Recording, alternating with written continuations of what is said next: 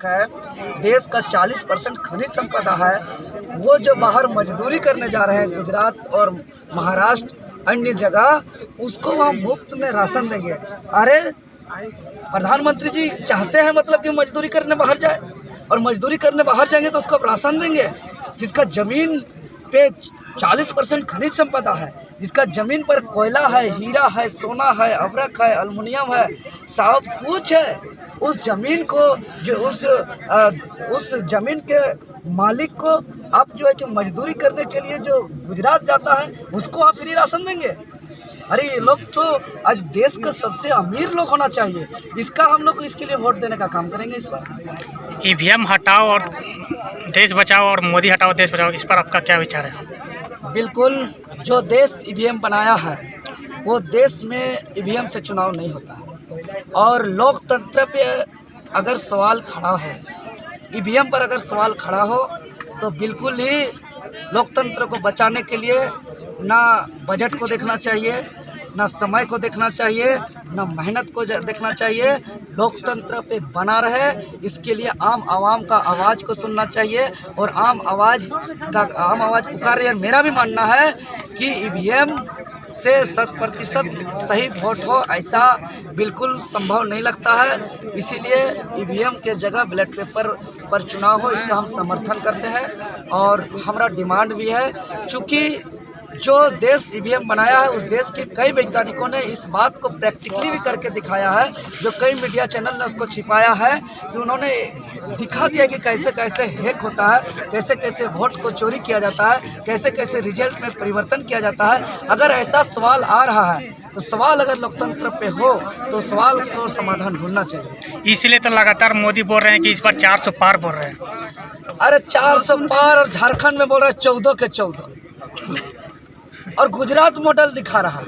और गुजरात के लोग बाहर जाते हैं इन्वेस्ट करने के लिए, उद्योग धंधा सेट करने के लिए, और हमारा लोग गुजरात जाते हैं वहाँ नौकरानी का काम करने के लिए, मजदूर करने का काम करने के लिए। वो गुजरात मॉडल का बात कर रहे हैं, और हम झारखंड मॉडल को दिखाएंगे कि झारखंड मॉडल में कैसे आदिवासियों को थानेदार गाली दिया जाता है, झारखंड मॉडल में कैसे आदिवासी मूलवासी बहनों का शोषण किया जाता है, झारखंड मॉडल में कैसे झारखंड का 20% आबादी आज पलायन करने के लिए मजबूर है। झारखंड का मॉडल में CNT एक्ट जो कानून बना है झारखंड का ज़मीन का कवच के लिए, अरे संविधान बनने के लिए 2 वर्ष 11 महीना 18 दिन लगा था, और CNT एक्ट बनने में 5 साल लगा था, और 5 साल लग करके जो CNT एक्ट बना वो ज़मीन का कवच है। वो झारखंड का मॉडल में ज़मीन बिक रहा है। झारखंड का मॉडल में यहाँ जो कि खनिज संपदा जो है कि 40%, देश का 40% खनिज है, और देश का 2.16% लगभग आबादी है, लेकिन यहाँ जो है कि पलायन का दर्द, बेरोजगार का दर्द, गरीबी का दर्द लगातार है। भात बोल के करोगे, ये झारखंड का मॉडल है। तो इस झारखंड का मॉडल को भी हम लोग बदलेंगे, अबुआ दिसुम अबुआ राज लाएंगे। चलिए, बहुत धन्यवाद। को बचाने के लिए आपका सबसे बड़ा ताकत, अगर आप झारखंडी हैं, और एक झारखंडी का अगर वैल्यू है, तब वैल्यू है जब आपका वोट है। वोट आप देते हैं इसलिए आपका वैल्यू है, और 2024 में आपके पास वैल्यू है, आपके पास सब कुछ नहीं है। इसीलिए आप अपना वैल्यू को समझें और अपना मतदान का सही सदुपयोग करें, क्योंकि वोट जो होता है वो 2 धारी तलवार होता है, वो दोनों तरफ कटता है। ये तलवार एक के तरफ कटेगा, उसके पीछे नहीं कटेगा, वोट दोनों तरफ कटेगा। अगर आपका वोट इस बार का वोट जो होगा वो दरी कुर्सी दारू हड़िया मुर्गा से नहीं हो, चूँकि यह वोट आपका दारू हड़िया मुर्गे 500 टका 200 टका के लिए दरी कुर्सी के लिए नहीं, बल्कि आपका ये वोट आपका आने वाला भविष्य के लिए है। आपका आने वाला राशन में जो सामान आता है उसका दाम तय करने के लिए है।